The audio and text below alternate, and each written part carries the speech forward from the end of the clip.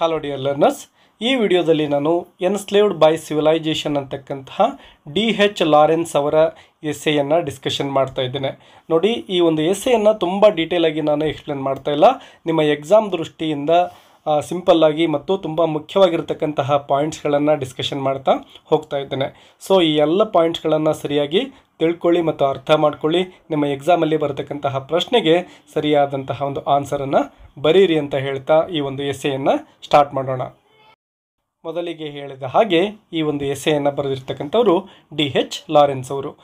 ನೋಡಿ, ಈ ಒಂದು ಟೈಟಲನ್ನು ನೋಡಿ ನಮಗೆ ಏನು ಅರ್ಥ ಆಗುತ್ತೆ ಅಂದರೆ, ಎನ್ಸ್ಲೇವ್ಡ್ ಬೈ ಸಿವಿಲೈಜೇಷನ್ ಅಂದರೆ ಈ ಒಂದು ನಾಗರಿಕತೆ ಅಂತಕ್ಕಂತಹ ಹೆಸರಿನಿಂದ ಈ ಆಧುನಿಕ ಶಿಕ್ಷಣ ಪದ್ಧತಿಯು ಯಾವ ರೀತಿ ಮನುಷ್ಯನನ್ನು ಸ್ಲೇವ್ ಅಂದರೆ ಗುಲಾಮ, ಅಂದರೆ ಮನುಷ್ಯನನ್ನು ಗುಲಾಮಗಿರಿಯ ಕಡೆ ಈ ಒಂದು ಶಿಕ್ಷಣ ಪದ್ಧತಿ ದೂಡ್ತಾ ಇದೆ ಅಂತಕ್ಕಂಥದ್ದನ್ನು ಇಲ್ಲಿ ನಮ್ಮ ರೈಟರ್ ಡಿಸ್ಕಷನ್ ಮಾಡ್ತಾ ಇದ್ದಾರೆ.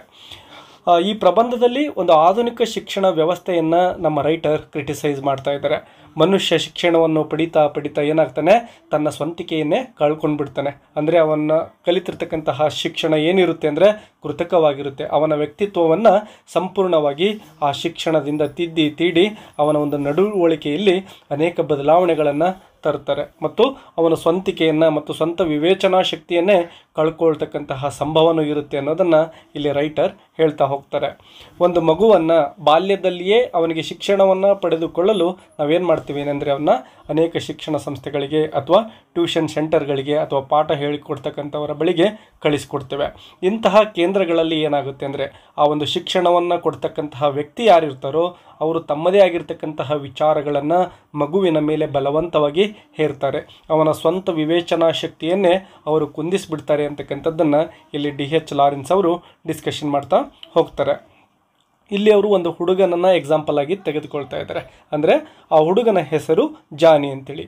ಆ ಜಾನಿ ಅಂತಕ್ಕಂತಹ ಹುಡುಗನನ್ನು ತೆಗೆದುಕೊಂಡು ಅವನನ್ನು ಆ ತಂದೆ ತಾಯಿಗಳು ಮತ್ತು ಶಿಕ್ಷಕರು ಯಾವ ರೀತಿ ಅವನ ಗುಣಗಳನ್ನು ಬದಲಿಸ್ತಾ ಹೋಗ್ತಾರೆ ಅಂತಕ್ಕಂಥದ್ದನ್ನು ಅವರು ಇಲ್ಲಿ ಚರ್ಚೆ ಮಾಡ್ತಾರೆ. ಈ ಎಲ್ಲ ಶಿಕ್ಷಕರಿರ್ಬೋದು ಮತ್ತು ತಂದೆ ತಾಯಿಗಳಿರ್ಬೋದು ಆ ಮಗುವಿನ ಮೇಲೆ ಅಂದರೆ ಜಾನಿಯ ಮೇಲೆ ಅಪಾರ ಒತ್ತಡವನ್ನು ತರ್ತಾರೆ ಅಂತಕ್ಕಂಥದ್ದನ್ನು ತುಂಬ ವಿವರವಾಗಿ ಅವರು ಚರ್ಚೆ ಮಾಡ್ತಾರೆ. ಆ ಹುಡುಗನನ್ನು ಬೇರೆ ಮಕ್ಕಳೊಂದಿಗೆ ತುಂಬಾ ಹೋಲಿಕೆ ಮಾಡ್ತಾರೆ. ಅಂದರೆ ನೋಡು, ಆ ಹುಡುಗನನ್ನು ನೋಡಿ ಕಲಿ, ಅವನ ಥರ ನೀನು ಒಳ್ಳೆಯವನಾಗು, ಈ ರೀತಿ ಅವನನ್ನು ಬೇರೆಯವರೊಂದಿಗೆ ಹೋಲಿಕೆ ಮಾಡ್ತಾ ಹೋಗ್ತಾರೆ.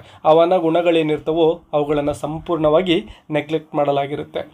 ಈ ರೀತಿ ಬೇರೆ ಮಗುವಿನೊಂದಿಗೆ ಹೋಲಿಕೆ ಮಾಡಿ ಆ ಗುಣಗಳನ್ನು ಅಳವಡಿಸ್ಕೊಳ್ತಕ್ಕಂತಹ ಒಂದು ಮೋಟಿವೇಶನ್ ಏನು ಮಾಡ್ತೀವೋ ಅದರಿಂದ ಆ ಹುಡುಗನ ವ್ಯಕ್ತಿತ್ವ ಸಂಪೂರ್ಣವಾಗಿ ನಾಶ ಆಗಿ ಹೋಗುತ್ತೆ ಅಂಥೇಳಿ ಅವರು ಇಲ್ಲಿ ಬೇಸರವನ್ನು ಕೂಡ ಮಾಡ್ಕೊಳ್ತಿದ್ದಾರೆ.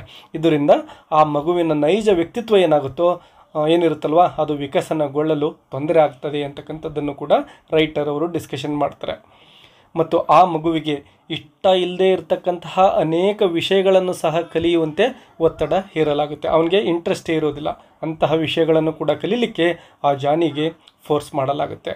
ಇಲ್ಲಿ ಲೇಖಕರು ಒಂದು ಶಾಲೆಯನ್ನು ರೈಲ್ವೆ ಸಿಸ್ಟಮ್ಗೆ ಹೋಲಿಕೆ ಮಾಡ್ತಾ ಹೋಗ್ತಾರೆ.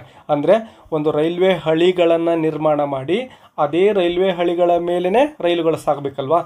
ರೈಲ್ವೆ ಹಳಿ ಇಲ್ಲದೇ ರೈಲು ಸಾಗೋದಿಲ್ಲ. ಹಾಗೆ ನಾವು ಶಿಕ್ಷಣ ಪದ್ಧತಿಯಲ್ಲೂ ಕೂಡ ಕೆಲವೊಂದಿಷ್ಟು ರೂಲ್ಸ್ಗಳನ್ನು ಮಾಡಿಬಿಟ್ಟಿದ್ದೇವೆ. ಆ ರೂಲ್ಸ್ಗಳನ್ನು ಬಿಟ್ಟು ಆಚೆ ಈಚೆ ಆ ಮಗುಗೆ ಅವಕಾಶಗಳನ್ನು ನಾವು ಕೊಡೋದಿಲ್ಲ. ಆ ಒಂದು ರೈಲ್ವೆ ಹಳಿ ಮೇಲೆ ಹೇಗೆ ಹೋಗ್ತಾವೋ ಹಾಗೆ ಮೊದಲೇ ಫಿಕ್ಸ್ ಆಗಿರ್ತಕ್ಕಂತಹ ರೂಲ್ಸ್ಗಳು ಮತ್ತು ಶಿಕ್ಷಣ ವ್ಯವಸ್ಥೆ ಏನಿದೆನೋ ಅದು ಮಗುವನ್ನು ಒಂದು ಕಟ್ಟುಪಾಡಿಗೆ ಬಂಧಿಸಿ ಬಿಡುತ್ತೆ ಅಂತಕ್ಕಂಥದ್ದನ್ನು ಕೂಡ ರೈಟರ್ ಡಿಸ್ಕಷನ್ ಮಾಡ್ತಾರೆ. ಅಂದರೆ ನಮ್ಮ ಶಿಕ್ಷಣ ಪದ್ಧತಿ ಅಥವಾ ಶಿಕ್ಷಣ ವ್ಯವಸ್ಥೆ ಏನಾಗ್ಬಿಟ್ಟಿದೆ ಅಂದರೆ ಒಂದು ಆರ್ಟಿಫಿಷಿಯಲ್ ಆಗಿದೆ ಅಂತಕ್ಕಂತಹ ಒಂದು ಒಪಿನಿಯನನ್ನು ಲೇಖಕರು ಇಲ್ಲಿ ವ್ಯಕ್ತಪಡಿಸ್ತಾ ಇದ್ದಾರೆ. ಈ ಒಂದು ಆಧುನಿಕ ಕಾಲದ ಯಾವುದೇ ಒಂದು ಶಾಲೆಯನ್ನು ತೆಗೆದುಕೊಂಡರೂ ಸಹ ನಾವು ಒಬ್ಬ ವಿದ್ಯಾರ್ಥಿಯು ಒಳ್ಳೆಯ ವ್ಯಕ್ತಿ ಆಗಬೇಕು ಅಂತಕ್ಕಂತಹ ಒಂದು ಸದುದ್ದೇಶವನ್ನೇ ಹೊಂದಿರ್ತವೆ. ಆದರೆ ಈ ಒಂದು ವ್ಯವಸ್ಥೆ ಏನಿರುತ್ತೋ ಈ ವ್ಯವಸ್ಥೆಯ ಪ್ರಕಾರ ಒಳ್ಳೆಯ ವ್ಯಕ್ತಿ ಅಂದರೆ ನಮ್ಮ ಸುತ್ತ ಬೇರೆ ಜನರೇನಿರ್ತಾರೋ ಅವರ ರೀತಿ ಬದುಕು ಹಾಗೆ ಮಾಡೋದು ಅನ್ನೋ ಅರ್ಥ ಬರೋ ಹಾಗೆ ಆಗಿಬಿಟ್ಟಿದೆ. ಅದರ ಜೊತೆಗೆ ಬೇರೆಯವರು ನಮ್ಮಿಂದ ಏನನ್ನ ನಿರೀಕ್ಷೆ ಮಾಡ್ತಾ ಇರ್ತಾರೋ ಅದೇ ರೀತಿ ಬದುಕೋದೇ ಒಳ್ಳೆಯ ವ್ಯಕ್ತಿತ್ವ ಅಂತಕ್ಕಂತಹ ಒಂದು ನಂಬಿಕೆ ಸಮಾಜದಲ್ಲಿ ಅಸ್ತಿತ್ವವನ್ನು ಪಡೆದುಕೊಂಡು ಬಿಟ್ಟಿದೆ. ಹಾಗಾಗಿ ನಾವೇನು ಮಾಡ್ತೀವಿ ಅಂದರೆ ಈ ಒಂದು ಬೆಳೀತಕ್ಕಂತಹ ಮಕ್ಕಳನ್ನು ಬೇರೆಯವರೊಂದಿಗೆ ಕಂಪೇರ್ ಮಾಡಿ ಅವರಂತೆ ಬೆಳೆಸ್ತಕ್ಕಂತಹ ಪ್ರಯತ್ನ ಮಾಡ್ತೀವಿ ಹೊರತು ಆ ಮಗುವಿನ ನೈಜ ವ್ಯಕ್ತಿತ್ವ ಏನಿರುತ್ತೋ ಅದನ್ನು ಸಂಪೂರ್ಣವಾಗಿ ನಿರ್ಲಕ್ಷಿಸಿ ಬಿಡ್ತೇವೆ.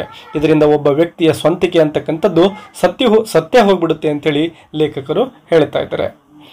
ಅದರ ಜೊತೆಗೆ ನೋಡಿ, ಲೇಖಕರು ತಮ್ಮದೇ ಆಗಿರ್ತಕ್ಕಂತಹ ಕೆಲವೊಂದಿಷ್ಟು ನೆನಪುಗಳನ್ನು, ಅಂದರೆ ತಮ್ಮ ಬಾಲ್ಯದ ದಿನಗಳನ್ನು ಅವರು ನೆನಪು ಮಾಡ್ಕೊಳ್ತಾ ಇದ್ದಾರೆ.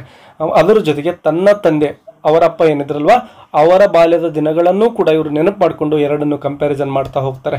ಅವರ ತಂದೆ ಚಿಕ್ಕವನಿದ್ದಾಗ ಶಿಕ್ಷಣ ಪಡಿತಕ್ಕಂತಹ ಒಂದು ಸಮಯ ಏನಿರುತ್ತೋ ಆ ಒಂದು ಕಾಲದಲ್ಲಿ ಈಗಿನ ಆಧುನಿಕ ಕಾಲದಷ್ಟು ಮಗುವಿಗೆ ಶಿಕ್ಷಣವನ್ನು ಕೊಡಿಸ್ತಕ್ಕಂತಹ ಕಟ್ಟುಪಾಡುಗಳು ಇರಲಿಲ್ಲ.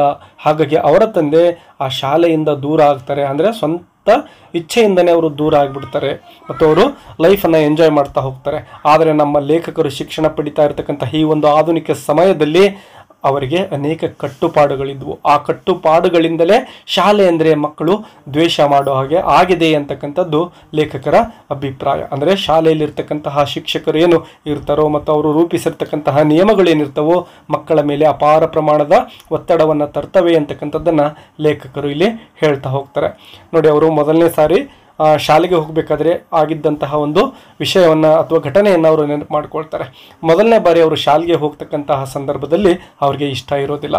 ಸೊ ಅವರು ತುಂಬ ದುಃಖದಿಂದನೇ ಶಾಲೆಗೆ ಹೋಗ್ತಾರೆ ಮತ್ತು ಆ ಶಾಲೆಗೆ ಏನು ಹೋಗ್ತಾ ಇದ್ದಾರೋ ಇವರು ಸ್ವಇಚ್ಛೆಯಿಂದ ಹೋಗ್ತಾ ಇಲ್ಲ, ಇವರನ್ನು ಬಲವಂತವಾಗಿ ಹಿಡಿದು ಹಗ್ಗದಿಂದ ಕಟ್ಟಿ ಶಾಲೆಗೆ ಕರ್ಕೊಂಡು ಹೋಗಿರ್ತಾರೆ. ಸೊ ಅದನ್ನೇ ಲೇಖಕರು ಇಲ್ಲಿ ನೆನಪು ಮಾಡ್ಕೊಳ್ತಾ ಇದ್ದಾರೆ. ಇದು ಕೇವಲ ಲೇಖಕರ ಒಂದು ಪರಿಸ್ಥಿತಿ, ಲೇಖಕರ ಪರಿಸ್ಥಿತಿ ಅಷ್ಟೇ ಅಲ್ಲ, ಈಗಿನ ಕಾಲದ ಎಲ್ಲ ಮಕ್ಕಳ ಪರಿಸ್ಥಿತಿಯು ಕೂಡ ಹೀಗೆ ಆಗಿದೆ.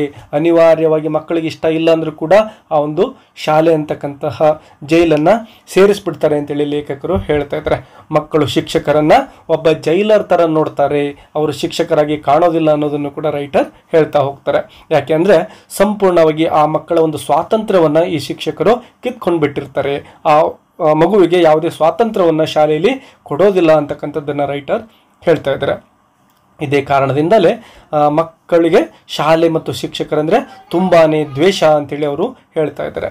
ಮತ್ತು ಇದೇ ಕಾರಣದಿಂದಲೇ ಓದೋದು ಮತ್ತು ಬರೆಯೋದು ಕಂಡ್ರೆ ಮಕ್ಕಳಿಗೆ ಆಗೋದಿಲ್ಲ. ಆ ಓದೋದು ಬರೆಯೋದನ್ನು ಕೂಡ ಅವರು ದ್ವೇಷ ಮಾಡ್ತಾರೆ. ಅದರ ಜೊತೆಗೆ ಶಾಲೆ ಶಿಕ್ಷಣವನ್ನು ಕೂಡ ದ್ವೇಷ ಮಾಡ್ತಾರೆ ಅಂಥೇಳಿ ನಮ್ಮ ಲೇಖಕರು ಹೇಳ್ತಾ ಇದ್ದಾರೆ. ನೋಡಿ, ಇದರ ಜೊತೆಗೆ ಇವರು ಬಾಲ್ಯದ ಒಬ್ಬ ಶಿಕ್ಷಕರನ್ನೂ ಸಹ ನೆನಪು ಮಾಡ್ಕೊಳ್ತಾ ಇದ್ದಾರೆ. ಇವರ ಒಬ್ಬ ಶಿಕ್ಷಕ ಏನಿದ್ರು ಅವರು ಈ ನಮ್ಮ ರೈಟರ್ನ ಡೇವಿಡ್ ಅಂತೇಳಿ ಕರಿತಾ ಇದ್ರು. ಆದರೆ ನಮ್ಮ ಲೇಖಕರಿಗೆ ಆ ಡೇವಿಡ್ ಅಂತಕ್ಕಂತಹ ಹೆಸರು ಇಷ್ಟ ಆಗ್ತಾ ಇರೋದಿಲ್ಲ. ನನಗೆ ಈ ಹೆಸರು ಇಷ್ಟ ಇಲ್ಲ ಅಂತ ಏನಾದರೂ ಈ ಹುಡುಗ ಆ ಟೀಚರ್ಗೆ ಹೇಳಿಬಿಟ್ರೆ ಆ ಶಿಕ್ಷಕರಿಗೆ ಭಯಂಕರ ಕೋಪ ಬರ್ತಾ ಇತ್ತು. ಇದರಿಂದನೇ ಅನೇಕ ಸಾರಿ ಅವರು ಪನಿಷ್ಮೆಂಟ್ಗೂ ಕೂಡ ಒಳಗಾಗಿರ್ತಾರೆ. ಡೇವಿಡ್ ಅಂತಕ್ಕಂಥದ್ದು ತುಂಬ ಒಳ್ಳೆಯ ವ್ಯಕ್ತಿ ಹೆಸರಾಗಿದೆ, ನಿನಗೆ ಆ ಹೆಸರು ಇಷ್ಟ ಇಲ್ವಾ ಅಂತೇಳಿ ಆ ಶಿಕ್ಷಕರು ಬೈತಾ ಇದ್ರು. ಅದರ ಜೊತೆಗೆ ಯಾರು ಏನೇ ಹೇಳಿದರೂ ಕೂಡ ಲೇಖಕರಿಗೆ ಆ ಡೇವಿಡ್ ಅಂತಕ್ಕಂತಹ ಹೆಸರು ಇಷ್ಟನೇ ಆಗ್ತಾ ಇರಲಿಲ್ಲ. ಆ ಡೇವಿಡ್ ಅಂತಕ್ಕಂಥದ್ದು ತುಂಬ ಉತ್ತಮ ಹೆಸರು ಅಂತೇಳಿ ಇವನಿಗೆ ಅರ್ಥ ಮಾಡಿಸೋ ಪ್ರಯತ್ನವನ್ನು ಮಾಡ್ತಾರೆ. ಯಾರೇನು ಹೇಳಿದರೂ ಕೂಡ ಲೇಖಕರಿಗೆ ಡೇವಿಡ್ ಅಂತಕ್ಕಂಥ ಹೆಸರು ಇಷ್ಟ ಆಗ್ತಾನೆ ಇರಲಿಲ್ಲ. ಹೀಗೆ ಒಬ್ಬ ವ್ಯಕ್ತಿಗೆ ಇಷ್ಟ ಆಗದೇ ಇರತಕ್ಕಂಥದ್ದನ್ನು ಬಲವಂತವಾಗಿ ಇಷ್ಟಪಡೋ ರೀತಿಯಲ್ಲಿ ಮಾಡುವುದು ಕೂಡ ತಪ್ಪು ಅಂತೇಳಿ ಲೇಖಕರು ಇಲ್ಲಿ ಹೇಳ್ತಾ ಇದ್ದಾರೆ. ಎಷ್ಟೋ ಸಂದರ್ಭದಲ್ಲಿ ಇದೇ ವಿಷಯದ ಕುರಿತು ಆ ಶಿಕ್ಷಕರಿಂದ ಲೇಖಕರಿಗೆ ಶಿಕ್ಷೆ ಕೂಡ ಆಗಿರುತ್ತೆ. ಅಂದರೆ ಡೇವಿಡ್ ಅಂತಕ್ಕಂತಹ ಹೆಸರಿನಿಂದ ಲೇಖಕರ ತಂದೆ ತಾಯಿಯೂ ಸಹ ಆ ಶಿಕ್ಷಕರದ್ದೇ ಸರಿ ಅಂತೇಳಿ ಹೇಳ್ತಾ ಇದ್ರು. ಅಂದರೆ ಈ ಮಗುವಿಂದೇ ತಪ್ಪು, ಶಿಕ್ಷಕರು ಏನೇ ಹೇಳಿದ್ರು ಕೂಡ ಅದು ಸರಿ ಅಂತಕ್ಕಂತಹ ನಂಬಿಕೆಯನ್ನು ತಂದೆ ತಾಯಿಗಳು ಕೂಡ ಹೊಂದಿರ್ತಾ ಇದ್ರು. ಈ ರೀತಿ ಒಳ್ಳೆಯತನ ಎಂಬ ಹೆಸರಿನಲ್ಲಿ ಅನೇಕ ಕಟ್ಟುಪಾಡುಗಳಿಗೆ ಒಳಪಟ್ಟು ತಿದ್ದಿ ತೀಡಿ ಬೆಳೆದಂತಹ ವ್ಯಕ್ತಿ ಮುಂದೆ ಹತಾಶನಾಗಿ ಜೀವನವನ್ನು ನಡೆಸಬೇಕಾಗುತ್ತೆ. ಅವನೊಂಥರ ಬೆದರು ಗೊಂಬೆಯ ಥರ ಜೀವನ ಮಾಡ್ತಾ ಇರಬೇಕಾಗುತ್ತೆ ಅಂಥೇಳಿ ಲೇಖಕರು ಹೇಳ್ತಾರೆ. ಇಲ್ಲಿ ಲೇಖಕರು ಈ ಒಂದು ಶಿಕ್ಷಣ ವ್ಯವಸ್ಥೆಯಲ್ಲಿ ಆಗಬೇಕಾದಂತಹ ಬದಲಾವಣೆಗಳನ್ನು ಈ ಒಂದು ಎಸ್ಸೆಯ ಮೂಲಕ ನಮ್ಮ ಮುಂದೆ ತೆರೆದಿಡ್ತಾ ಇದ್ದಾರೆ. ಎಸ್ ಡಿಯರ್ ಲರ್ನರ್ಸ್, ವಿಡಿಯೋ ನಿಮಗೆ ಹೆಲ್ಪ್ ಆಗಿದ್ರೆ ಒಂದು ಲೈಕ್ ಕೊಡೋದನ್ನು ಮರಿಬೇಡಿ. ಮತ್ತೆ ಸಿಗೋಣ. Take care. ಬಾಯ್ ಬಾಯ್.